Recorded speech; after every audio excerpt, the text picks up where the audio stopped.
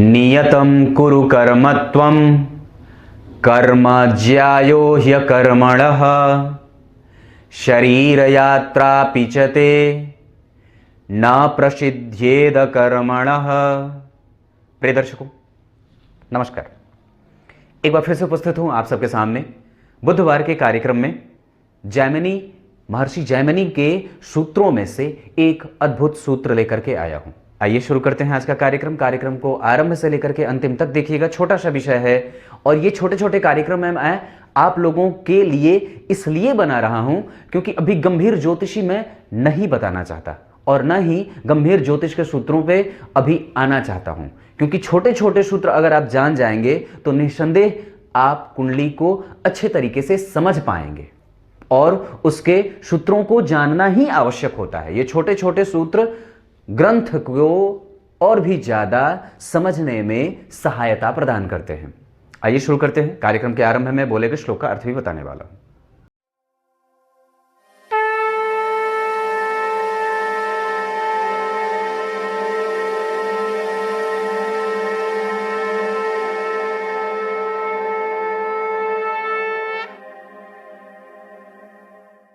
आइए अब आपको सीधे विषय पे लेके आता हूं।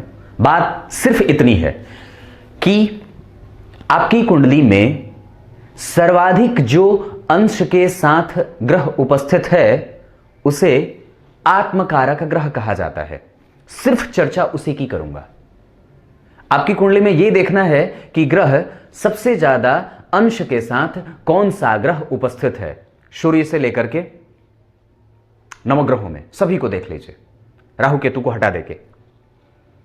पर जितने भी ग्रह बचते हैं बाकी, उनमें से जो ग्रह सर्वाधिक अंश और कला में आगे है वो आपकी कुंडली का आत्मकारक ग्रह कहा जाएगा और वो आपकी कुंडली में आपके दांपत्य को सही रखने में सहायता करता है। विवाह उसी की दशा में हो जाती है, पुत्र की प्राप्ति उसी की दशा में हो जाती है, नौकरी उसकी दशा में लग जाती है और कई बिगड़े हुए काम उसकी दशा जब जैसे ही आती है तो काम बन जाता है।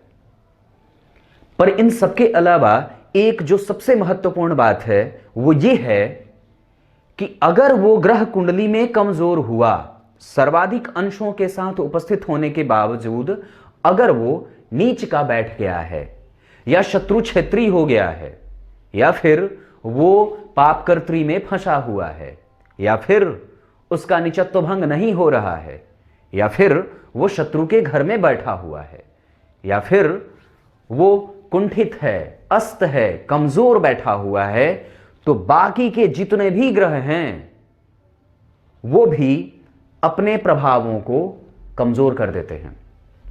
उनकी भी दशा बुरी बीत जाती है और कई बार अगर आत्मकारक ग्रह बुरा बैठा है और बुरे तरीके से अपने आप को प्रभावित कर रहा है, मतलब उसकी स्थिति कुंडली में अंश में सर्वाधिक बलवान होने के बावजूद अच्छी नहीं बन रही है, तो बाकी के सारे ग्रहों के प्रभावों को कमजोरी मिल जाती है।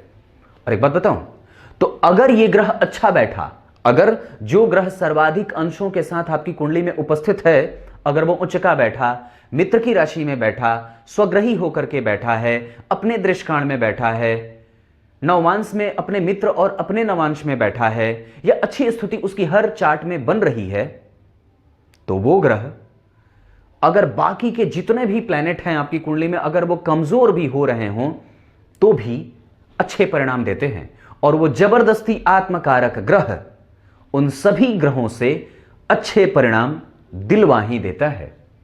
बस ये बड़ी समझने वाली बात है कि आपकी कुंडली में सर्वाधिक अंशों के साथ जो ग्रह उपस्थित है उसकी स्थिति खाली देख लीजिए। अगर वो उच्च का है तो सबसे अच्छी बात है, मित्र का है तो अच्छी बात है, स्वग्रही होकर के बैठा है तो बड़ी अच्छी बात है। तो बाकी के जितने भी ग्रह होंगे वो सब अच्छे परिणाम देने वाले हो जाते हैं, उनको देना ही पड़ता है, क्योंकि अगर जो ग्रह सर्वाधिक बलवान होकर के बैठेगा वो अपनी ही मन मर्जी से सभी ग्रहों को अपने हिसाब से फल देने वाला बना देता है। जैसे लग्न के अधिपति लग्नेश कुंडली में प्रत्येक ग्रह को उसका भाव देते हैं, उसकी राशियां लग्नेश ही तय करते हैं कि तुम्हें इस भाव में बैठना है, तुम्हें यहां बैठना है।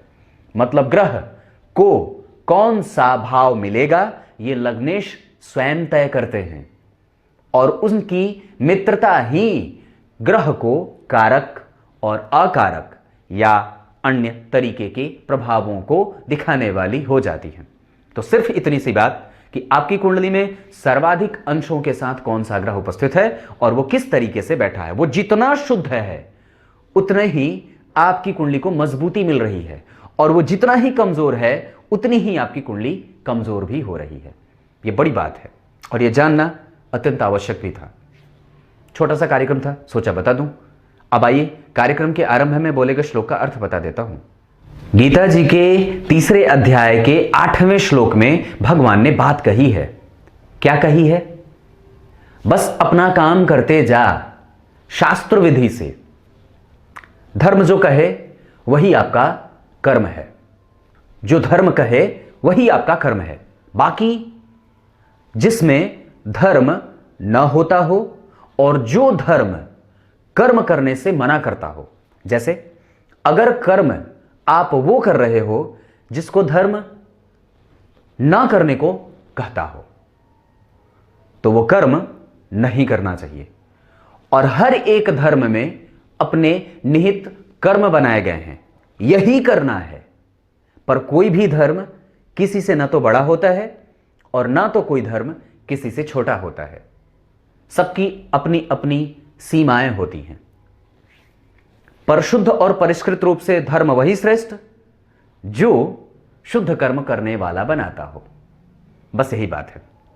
आपका काम धर्म में युक्त होकर के, धर्म से युक्त होकर के, धर्म के आधार पर करना है। ऐसा कोई भी काम नहीं करना जो धर्म ना कहता हो, जो हमारे ग्रंथ ना कहते हो। तो जरा विचार करिए कि आप जब कोई भी काम करने चलते हो तो पेज पलटते हो गीता का, महाभारत, रामायण और हमारे पुराणों के, क्योंकि इसीलिए तो इनका पढ़ना जरूरी होता है कि जीवन कैसे जीना है और कौन सा कर्म करना है और कौन सा कर्म नहीं करना है। अगर ये नहीं पढ़ोगे तो कैसे पता चलेगा कि कौन सा करना है और कौन सा नहीं करना है? बस सीधी सी बात है। धर्म शास्त्र पढ़ने का एकमात्र यही कारण होता है। उससे आपको यह पता चलता है कि मुझे क्या करना है और क्या नहीं करना है। तब तक के लिए इजाजत दीजिए। कल एक बार फिर से उपस्थित होंगे आप सबके सामने। तब तक के लिए बहुत बहुत नमस्कार।